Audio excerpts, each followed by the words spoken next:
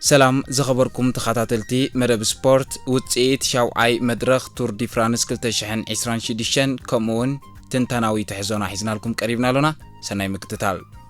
لومي استخايدة مبل شاوعي مدرخ تور دي فرانس كلتشحن 26 كاب هيغت ماو ناب بورد 275 بي 1 كيلومتر يشفنه برتوع متللاخ زملون كاب زفلم زلعل فتنت ناي بيليتون استمزغبولن وددر بمخانو اب موداتا بناي جروب سبرينت مالت بانش سبرينت تزازيملو ابزي صبيب ناي قصبتاوي وددر استدالولو مدرخ بلجيماوي سبرينتر تيم ميرلير كاب سودال كويك ستيب نخلو مزانو ناي قصبتاوي وددر تقال استراتيعو تعواتو خينو نرويجاوي سورون ويرن سكيولد كاب يونو اكس موبيليتي كالاي ኤርትራዊ ተቀዳዳማይ ቢንያም ግርማይ ካብ ኤንኤስኤን ድማ ሳልሳይ ደረጃ ብምሓዝ ውድድሮም ዛዚሞም እቲ ሎም ዝተኻየደ መድረኽ ብውሑድ ናይ ጎቦታት ምድያብ ማለት 701 ሜትሮ ጥራይ ቁልቁል ዓቐብ ዝነበረ ኮይኑ ንስፕሪንተራት ዝምችእ ነይሩ ውድድር ምስ ተጀመረ ባፕቲስት ቬይስት ሮፈር ካብ ሎቶ ኢንተርማርቸ ምስ ጃኮቦ ኦትሩባ ካብ ካጃ ሩራል ብምዃን ቀዳማይ መሪሕነት ብሬክ ኣዌይ መስሪቶም ነይሮም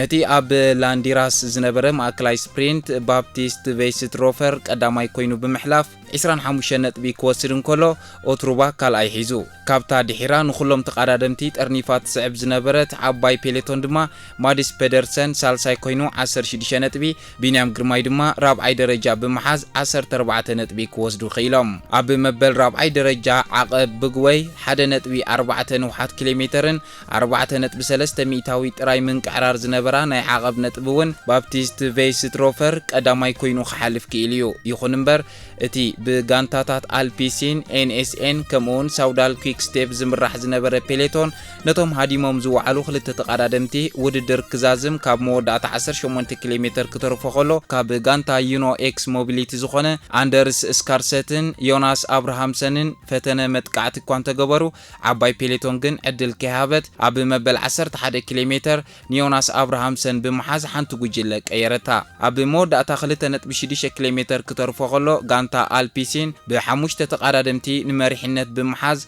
نياسبر فيليبسن مچو بايتا كتطاطح فتينا فيليبسن كاب مودات 500 متر كترفون كولو سبرينت جمر كوانتو خونه تيم ميرليردن بلوص اقمامطان ناي فتنت منقسقاسن بمرأي قديمو خعوت كيلو سورن ويرنسكيولد كالاي كوت انكولو بينيام غرماي دما سالساي بمخان اب مدرخ عوت بوديوم ديبو نايلومي تعواتي مدرخ تيم ميرلير كاب سودال كيك ستيب اب تاريخ تور دي فرانس مبل رابعاي مدرخ عوتيو حدا اب 2021 كلته اب 2025 إذا حنت دما لومي استعوتها نايلوم وددر ماكلاي فتنت 46.8 كيلومتر ساعة تمزجيب الله تيمير لير مسجانتو زلوات وبق متأسسار بمتقام عوت كرجاجت انكولو بينام جرمايون بوجانو نت وددر ببلوت بقعت بمسعاب اب ناينت بدرجة مالت نقط اليا مالي ابز جبر زلو وددر 245 نتبي بمحاز نتت مالي بمعر نتبي كال اي درجة حيزو زنبرة ماكس كانتر بحموش نتبي بليتو ناي كال اي درجة وحسنتو ጊጽሎ ዙጽኢት እዚ ንቢንያም ግርማይ ኣብ ዝቕጽሉ መድረኻት ንቐጠልያ ማልያ ኣብ ዝግበር ውድድር ተስፋ ዝህብዩ በዚ መሰረት ድሕሪ መበል ሻውዓይ መድረኽ ዘሎ ወግዓዊ ናይ ቀጠልያ ማልያ ደረጃ ቀዳማይ ማዲስ ፔደርሰን 20 ነጥቢ ኣኪቡ ሎሚ ምስቲ ዝነበሮ 184 204 ነጥቢ ሒዙ ይመርሕ ካልኣይ ቢንያም ግርማይ 40 ነጥቢ ኣኪቡ ሎሚ ትማሊ 105 ነጥቢ ነይርዎ ብ145 ነጥቢ ካልኣይ ኮይኑ ይቕጽል ሳልሳይ ማክስ ካንተር ሎሚ 35 ነጥቢ ኣኪቡ ምስ ናይ ትማሊ 105 ብ140 ሳልሳይ ራብዓይ ያስፐር ፊሊፕሰን ሎሚ 30 ነጥቢ ኣኪቡ ምስቲ ዝነበሮ 96 ብ126 ነጥቢ ይስዕብ ኣሎ እዚ ሎሚ ዝተዛዘመ መድረኽ ነቲ ኣብ መንጎ ተቀዳደምቲ ስፕሪንት ዝግበር ዘሎ ናይ ቀጠልያ ማልያ ቅድድም ሓድሽ መልክዕ ኣትሒዝዎ ኣሎ ቢንያም ግርማይ ሎሚ መበል ሳልሳይ ደረጃ ሒዙ ብምፍጻሙን ኣብ ማእከላይ ስፕሪንት ራብዓይ ብምውጽኡን ብሓፈሻ 54 ኣገደስቲ ነጥብታት ብምእካብ ናብ መበል ካልኣይ ደረጃ ደይብሎ ይኹን እምበር እቲ ቅድድም ጌና ኣብ መጀመርትኡ ስለ ዘሎ ቢንያም ክዕወተሉን ክጥንቀቐሎምን ዝግባእ ተቀዳደምቲ ምዝ ናይ ሎሚ ዝረኣናዮ ብቕዓትን ዝተዋህለ زلعل نطبن ماديس بيدرسن ب59 نطبي فللي نيبينيام جرماي قديمو يركب نسو نيبينيام اتزعابي سقاتيو مخنياتو قداماي كل ميدياوي بقعات مالت فيرساتايل تقداداماي سلازخونه بيدرسن كمتم حيالات سبرينترات نعوتو ابليت مدرخات راي زمركوس ايكونن ابتم ماكلاي عقب زلوم مدرخات ون انتخونه مستم هندبتاوي متقعت غيروم زهادمو كسعبن نطبخ اكبن زخيل تقدادامايو لومي ولاو نابت ناي موداتا سبرينت تاشعي بموصا 20 نطبي تراين تاكبه ابت ماكلاي سبرينت جن سالساي بموصا 16 نطبي وسيديو እዚ ማለት ኣብ ኩሉ ዓይነት ውድድራት ነጥቢ ከይሓፈሰ ኣይከይድኒ ዘሎ ጀርመናዊ ተቀዳዳማይ ማክስ ካንተር ካብ ቢንያም ብ5 ነጥቢ ጥራይ ተደፊዩ ኣብ መበል ሳልሳይ ደረጃ ይዝርከብ ሎሚ ራብዓይ ደረጃ ሒዙ ብምፍጻሙ 35 ነጥቢ ክወስድ እንከሎ ኣብ ማእከላይ ስፕሪንት ውን 50 ኮይኑ 12 ነጥቢ ወሲድዩ ካንተር ኣብዚ እዋን እዚ ጽቡቕ ናይ ኣካላት ብቕዓት የርኢ ስለዘሎ ኣብተን ዝቕጽላ ናይ ጎላጉል መድረኻት ኒቢንያም ኣብ ማእከላይ ስፕሪንት ቀጥታዊ ተቐናቃኒ ኮይኑ ክቕጽል እዩ ሳልሳይ ያስፐር ፊሊፕሰን ምናልባት ኣብዚ ቱር ዲ ፍራንስ 2026 ክሳብ ሕጂ ከምቲ ትጽቢት ዝተገብረሉን ከምቲ ዝድለን ጌና ዓወት እኳ እንተዘይኣመዝገበ ሎሚ ግን ጽቡቕ ብቕዓት ብምርኣይ 50 ኮይኑ ዛዚሙሎ ካብቶም ቀንዲ ካብዚ መድረኽ ዝጀሚሮም ጽቡቕ ነጥቢ ክእክቡ ዝኽእሉ ሓደገኛታት ተቐዳደምቲ ሓደ እዩ ብዘይካዚ ጋንታ አልፒሲን ኣብ መወዳእታ ኪሎሜትራት ዘለዋ ናይ ምምራሕ ብቕዓት ካብ ኩለን ጋንታታት ዝበለጸ እዩ ሎሚ እውን ክሳብ መወዳእታ 500 ሜትሮ ንሳቶም የመሪሖሞ ካብ ሕሉፍ ታሪኽ ተበጊስና ገለ ክንብል እንተኾይና ፊሊፕሰን ሓንሳብ ምዕዋት እንተዳ ጀሚሩ ኣብ ጎልጎል መድረኻት ብተኸታታሊ ኣብ ቀዳሞት 3 ደረጃ ብምውፃእ ነቲ ዘሎ ፍልሊ ብቕልጡፍ ናይ ምጽባብ ዓቕሚ ኣለዎ ቲም ሜርሌር ሎሚ ብምዕዋት 70 ነጥቢ ረኺቡሎ ኣብዚ እዋን እዚ ኣብ ቅጽበታዊ ውድድር ዝለዓለ ኢድ ካብ ዘለዎም ናይ ስፕሪንት ተቐዳደምቲ እቲ ዝበለጸ ናይ ፍጥነት ብቕዓት ዘለዎ ንስዩ ኣብ ዝቕጽሉ ናይ ጎልጎል መድረኻት ውን ዓወት እንተዳ ቀጺሉ ናብዚ ናይ ቀጠልያ ማልያ ዝግበር ዘሎ ውድድር ብዝለዓለ ክጽምበር ይኽእል እዩ ቢንያም ግርማይ ነዛ ቀጠልያ ማልያ ክዕወተላ እንተዳ ኮይኑ ከማልኦም ካብ ዘለዎም ነጥብታት ብቐዳምነት ኣብ ማእከላይ ስፕሪንት ከይሰነፈን ነተን ኣብአን ዝእከባ ነጥብታት ወላ ንሓንቲ ነጥቢ ከይነዓቐ ምግስጋስ እዩ ማዲስ ፔደርሰን ኣብ ኩሉ ማእከላይ ስፕሪንት ነጥብታት ይወስዳሎ ቢንያም ውን ወላዳ ብተዛማዲ ነጥቢ ይእክብ እንተሃለወ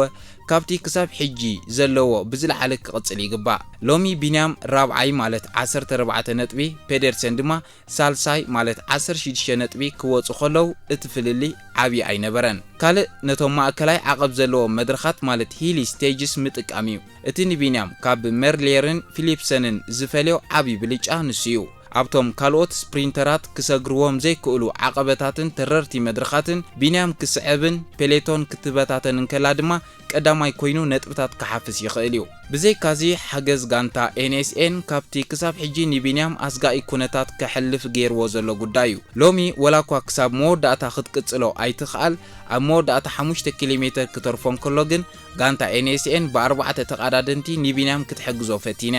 እዚ ደገፍ እዚ ብዝለዓለ ብቕዓቱ እንተዳ ቀጺሉ ቢንያም ኣብ ዝቕጽሉ መድረኻት ጸብለልታ ክረክብ ይኽእል እዩ ብሓፈሻ እቲ ሎሚ ቢንያም ዘርአዮ ናይ ሳልሳይ ደረጃ ብቕዓት ነታ ናይ ቀጠልያ ማልያ ሕልሙ ዘተስፉን ንተቐናቐንቱ ድማ ከም ቀሊል ከም ዘይርእይዎ ዘጠንቅቕን እዩ ነይሩ ክበሃል ይከኣል ቢንያም ኣብ መድረኽ ዓወት ፖድዮም ደይቡ ሳልሳይ ደረጃ ክሕዝ ከሎ ዓብ ውጽኢት እኳ እንተኾነ ብቴክኒካውን ስልታውን ገምጋም ግን እቲ ውድድር ብዝበለጸ ንምዕዋት ክእረሙ ዝነበሮም ስትራቴጂካዊ ሕጽረታትን ናይ ግዜ ኣጠቓቕማ ጌጋታትን ተፈጺሞም እዮም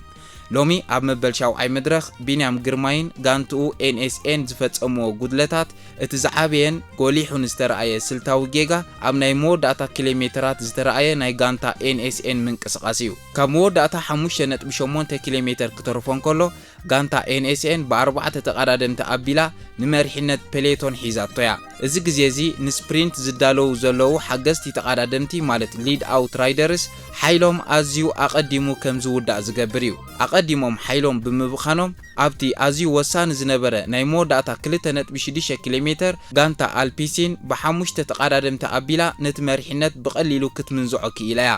እዚ ድማ ቢንያም ኣብቲ ዝለዓለ ወጥሪ ዝነበሮ ናይ መወዳእታ ኪሎሜትር ብዘይ እኹል ናይ ጋንታ ሓገዝ ክተርፍ ገይርዎ እዩ ምስቲ ናይ መሪሕነት ሓይሊ ምብኻን ተኣሳሲሩ ዝመጸ ካልኣይ ጉድለት ቢንያም ኣብ ናይ ፍጻመ ስፕሪንት ናይ ውልቁ ውሳኔታት ክወስድ ምግዳዱ እዩ ቢንያም ናይ ገዛ ርእሱ ናይ መወዳእታ ማለት ሊድ አውትማን ስለ ዘይነበሮ ናይ ካልኦት ተቃዳድምቲ ብፍላይ ኣብ ናይ ያስፐር ፊሊፕሰን ድሕረ መንኮርኮር ብምስዓብ ክቃለስ ተገዲድ እዩ ኣብ መንጎ ተቃዳድምቲ እናቀያየረ ቦታ ንምሓዝ ዝገበሮ ቃልሲ ኣብ ናይ መወዳእታ ናይ ኣኸር ክትቀመሉ ዝግባእ ዝነበረ ሓይሊ ከም ዝባኽን ገይርዎ እዩ ቲም ሜሬልን ሶረን ዌረንስኪዮልድን ካብ ድሕሪት ብዝበለጸ ናይ ፍጥነት ኣንፈት ክመጹ ከለዉ ቢንያም ግን ኣብቲ ዝተሓላለኸ ቦታ ተዓጽዩ ስለ ዝነበረ ንሳልሳይ ደረጃ ጥራይ ክበቅዕ ኽኢሉ ሳልሳይ ኣብ ማእከላይ ስፕሪንት ዝነበረ ኣቀማምጣ ኣብ ላንዲራስ ማለት ኣብ 120.2 ኪሎሜትር ዝተገብረ ማእከላይ ስፕሪንት ቢንያም ራብዓይ ደረጃ ሒዙ ይፈጺሙ እዚ ነቲ ቀንዲ ናይ ቀጠልያ ማልያ መዋዳድርቱ ኮይኑ ዝመርሕ ዘሎ ማዲስ ፔደርሰን ክቕድሞ ዕድል ሂብዎ እዩ ኣብዚ መድረኽ እዚ ፔደርሰን 16 ነጥቢ ክወስድ እንከሎ ቢንያም 14 ነጥቢ ጥራይ ወሲዱ ኣብ ከምዚ ዓይነት ናይ ሓጺር ነጥብታት ፍልልይ ዘለዎ ቅድድም ብቐጥታ ኣብ ማእከላይ ስፕሪንት ክቕድመካ ምፍቃድ ኣብ መወዳእታ ዓብይ ፍልልይ ክፈጥር ዝኽእል ጌጋ እዩ ቢንያም ግርማይ ዘለዎ ውልቃዊ ናይ ፍጥነትን ናይ ዓቐብ ምሕላፍ ብቕዓት ልዑል እኳ እንተኾነ ጋንትኡ NSN ሳይክሊንግ ቲም ግን ነቲ ናይ ሊድ ኣውት ስልቲ ብምዑሩይ ግዜ ክጥቀመሉ ይግባእ ኣብ ዝቕፅሉ መድረኻት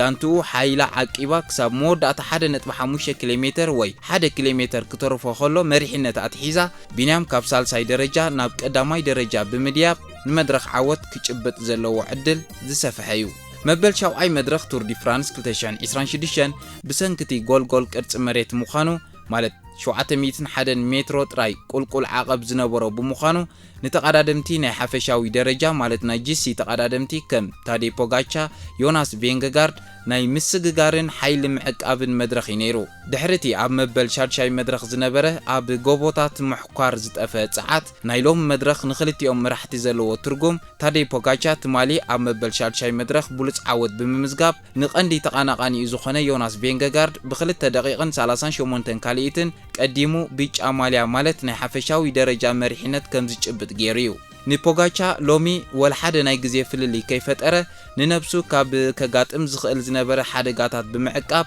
ምስ ዓባይ ፔሌቶን ምፍጻም ጥራዩ ነይሩ ፖጋቻ ምስ ዓባይ ጉጅለ ፔሌቶን ብማዕረ ግዜ ብሰላም ውድድሩ ብምፍጻም ንቢጫ ማሊኡ ብውሑስ መንገዲ ዓቂቡ ኣሎ ኣብዚ ናይ ጎልጎል መድረኽ ንሱ ንስፕሪንት ዝገበሮ ፈተነ ስለዘየለ ኣብ ናይ ቀጠልያ ማልያ ዘለዎ 75 ግዝያዊ ነጥቢ እውን ለውጢ ኣይገበረን ቬንገጋርድ ድሕርቲ ትማሊ ኣብ መበል ሻድሻይ መድረኽ ዘጋጠሞ ናይ ግዜ ክሳራ ሎሚ ካብ ሓደጋታት ተዓቂቡ ሓይሉ ንምሕዳስን ኣብቶም ዝቕጽሉ ናይ ጎቦ መድረኻት ኣተኩሮ ንምግባርን ይዕላሙ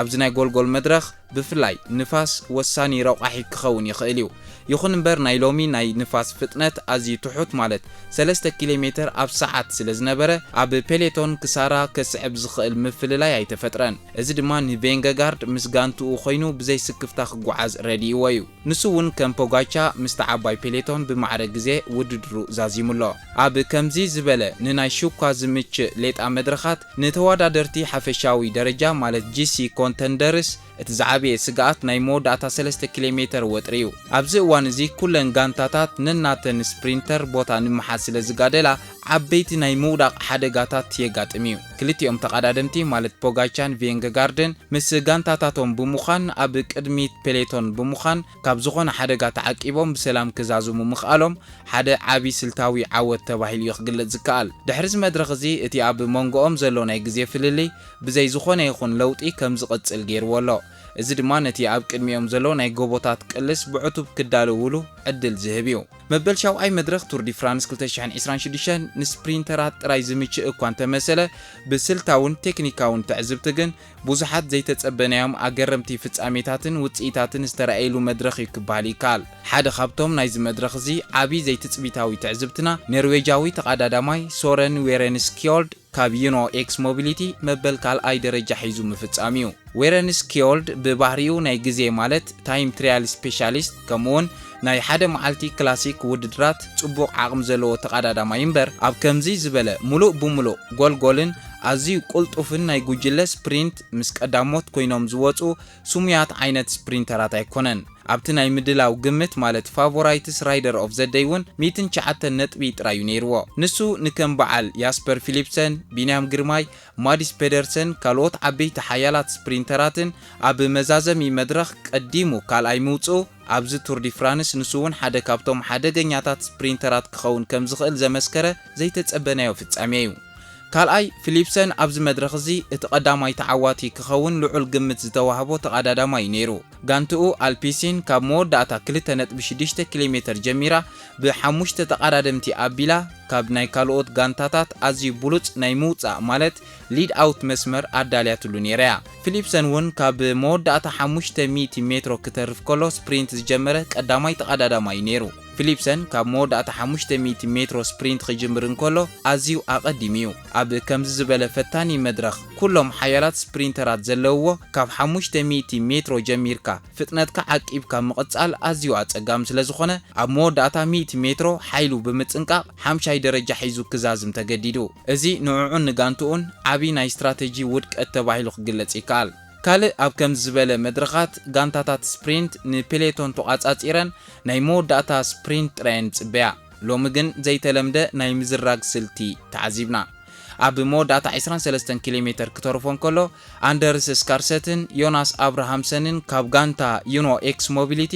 ብሓባር ሃንደበታዊ መጥቃዕቲ ብምክያድ ካብ ፔሌቶን ርሒቆም ክወጹ ፈቲኖም እዮም ዮናስ አብርሃምሰን ክሳብ መወዳእታ 11 ኪሎሜትር ብውልቁ ንፔሌቶን ዝርግርግ ከእትወላ ኽኢሉ እዩ እዚ ምንቅስቓስ እዚ ነተን ናይ ስፕሪንት ጋንታታት ሓይለን ኣቐዲሙ ንኽበታተን ዘገደደ ዘይተጸበናዮ ስልታዊ ፈተነ እዩ ነይሩ ብዘይካዚ ኦላቭ ኮይ ኣብዚ መድረኽ እዚ ሓደ ካብቶም ሰለስተ ቀንዲ ክዕወቱ ዝኽእሉ ተቐዳደምቲ ተባሂሉ ዓቢ ግምት ዝተዋህበ እዩ ነይሩ 4639 ጌም ስታርስ ኣብ ናይ ፋቮራይት ነይርዎ ኮይ ኣብ ናይ መወዳእታ ስፕሪንት ምስቶም ቀዳሞት 10 ተቐዳደምቲ እኳ ክስራዕ ኣይከኣለን እዚ ድማ ኣብቲ ናይ መወዳእታ 3 ኪሎሜትር ዘጋጠመ ናይ ቦታ መሓዝ ቅልስ ክሳብ ክንደይ ከቢድን ብውልቀ መላኺ ተቐዳደምቲ ዝተሓላለኸን ከም ዝነበረ ዘርኢ እዩ ናይ ሎሚ ውድድር ማእከላይ ፍጥነት 46.8 ኪሎሜትር ኣብ ሰዓት ኮይኑ ተመዝጊቡሎ